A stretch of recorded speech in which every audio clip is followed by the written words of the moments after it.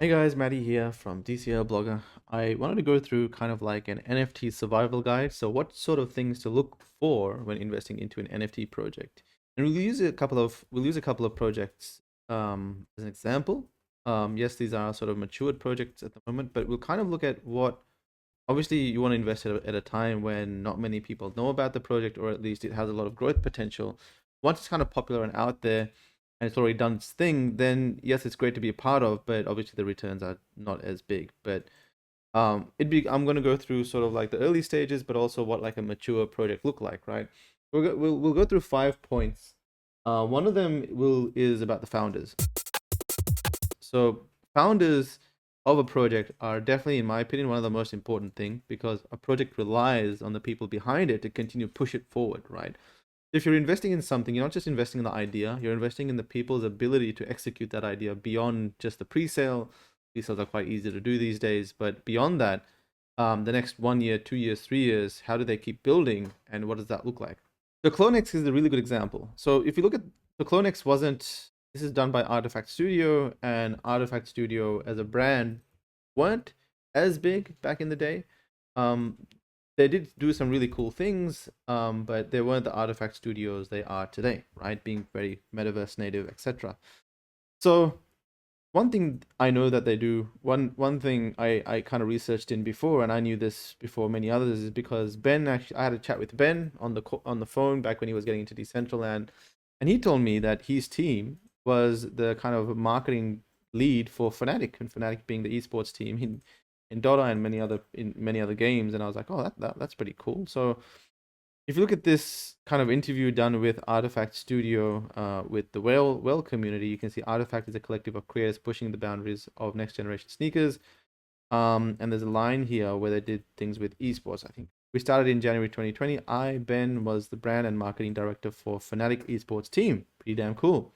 During my time there, I encountered Chris, who is one of the most prolific skin designers of Counter-Strike. You can kind of do some background check on what they've done in the past. Okay, he used to work for Fnatic. They make skins in Counter Strike. They work together to make some sneakers. Chris had previously worked in the hip hop, music, and film industries. There's also like this Medium article that came out over here. Born in the metaverse, you can read. We grew up playing Diablo, Half Life, RuneScape, Minecraft, watching DBZ, Kira, Star Wars, etc. We then designed luxury retail stores. You can kind of read more about the team. I've seen their face. I've had a call with them. I know how they are, and kind of based on that, you can kind of do a lot of DD on due diligence, research on the team, right? And this is why having anon developers or anon people behind it is very difficult, because you can't vet the team. I understand people being anon, but you can't really go back in the scenes and look at and validate the fact that these guys have done a lot of work in the space. And again, like, founders are important because they keep pushing forward. So for example, if Artifact Studio, not only did they make great art, but they knew how to drive utility, they knew how to make a great website, and manage their drop. Their drop didn't go as smoothly, but they were able to come back and manage and move forward. Many founders would have probably just given up or done something that didn't really make the majority of the community happy, but they were able to move past that and still keep the brand image strong, right? So again, a lot of faith lies behind the people behind the project. So number one point definitely is the founders. Another example of this is World Wide Web. So we bought World Wide Web land just a few moments ago, a couple of days ago, and you can see that they continue to push NFT sort of integrations, right? You can do due diligence on the founder, but you can see, like, as a team, they continue to build more things. One of our mini game concepts that we are working on, kart style racing, you can see them doing it. So you can just see them continuously building new cool things, right? The roadmap. The roadmap isn't as important if the founders know how to build. Then the roadmap just is literally whatever they come up with, and that's better than it being secured roadmap to say that, hey, we're going here and there. It's good to kind of get an overall vision as to where things are going, but in my opinion, if the founders are strong and you kind of trust them coming up with their roadmap in crypto, you have to be able to pivot and sort of be malleable with that roadmap. Roadmap is important to have, but it doesn't matter if the team is anon, they have a nice looking roadmap. This is on the landing page. It doesn't mean that the project will do good. The roadmap, I guess, for me, has to be something that is achievable as well. Like if they say that they released a game and the game, will drop the mobile game is going to drop as soon as they do the pre-sale, then that's kind of scammy because that's not possible. Games take a while to build, and they have to have more pictures and video images of the games in motion, etc. Social presence. So one thing Artifact Studio do really well, and World Wide Web do it too, is that they tweet quite consistently on social media what they're doing.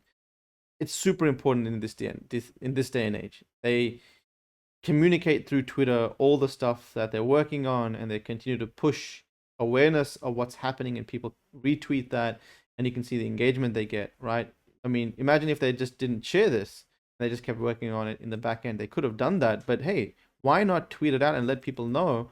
And then it gets some more engagement, it gets more people to pay attention. So in this day and age, I think you need to be able to use your awareness channels, and the projects that understand that, I think, will become the big brands in the, because they can back it up with some great technology they're building on the back end.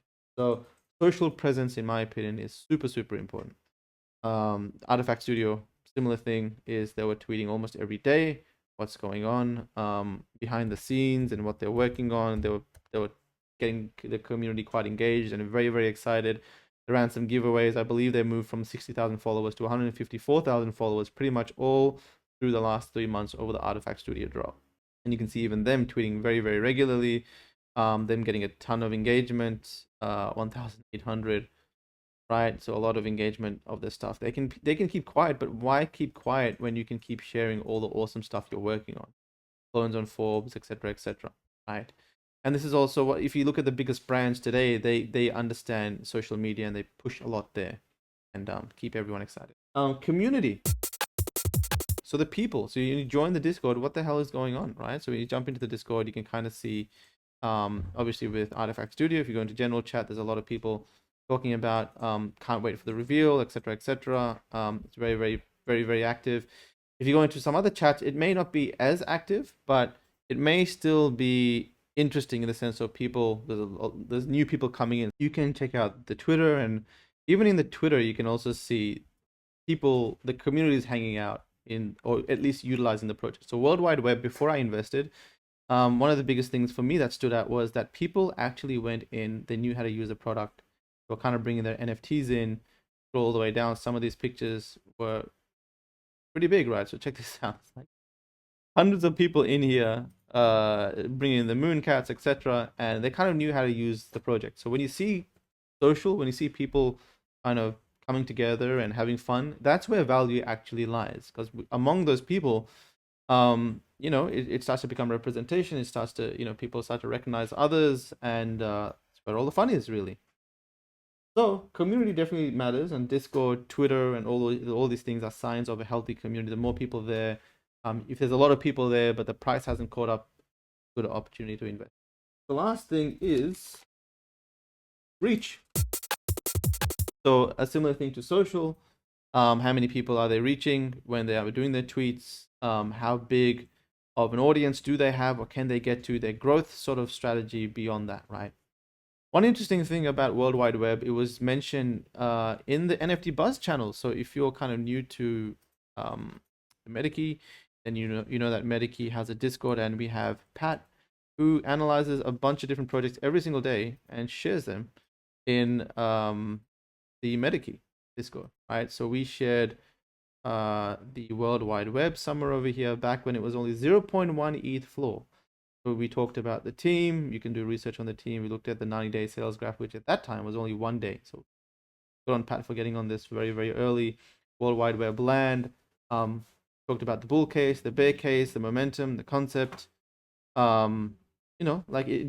were able to pick up on the fact that this project exists in the very early days. Now, we mentioned many, many projects. That doesn't mean a lot of them will hit. We just look at what's kind of trending, what's new that might have a chance. The future is completely unknown. We have no idea who's going to buy what and who's going to tweet anything. All we know is that these projects are a good starting point to dive a bit deeper and make your own analysis of what's going on. So those are a few points that I think will help you guys moving forward. Now, even if they tick all of these boxes, there's no guaranteed winners over here. Not financial advice, what I'm saying, but you definitely have to look at many, many things. What this will do, at least, is hopefully stop you from getting rugged or getting into a project that has some really bad metrics where it's pretty much dead on arrival as soon as you invest. So check out NFT Buzz. Check out these projects. See if you like anything. Let us know your feedback. And again, no financial advice. Every now and then you'll find some gems. It takes a lot of effort to make a great project in this day and age, because this year we've been flooded with NFT projects. So it's not as easy as just throwing a project out there. Got to make something with substance and quality. All right, guys, take care.